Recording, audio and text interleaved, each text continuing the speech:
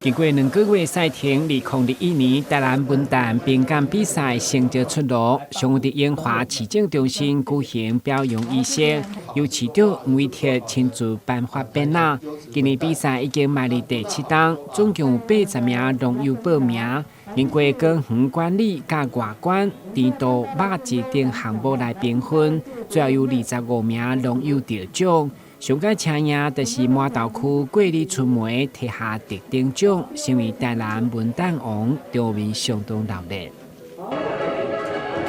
恭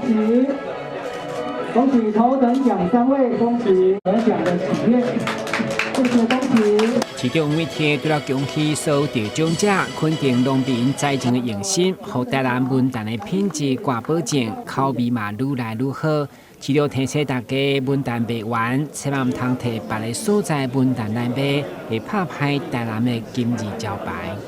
咱台南文旦是上早卖了，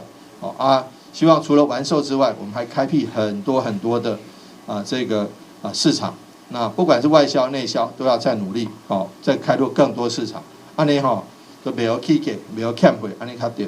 所以要拜托各位，但是拜托。另外一个重点就是，我们咱家己的文旦卖了了后，不管是麻豆的、下营的、官田的，卖了了，莫摕别位的文旦来套揽啦。你摕别位的文旦迄人比较起来就知影，定你食文旦的人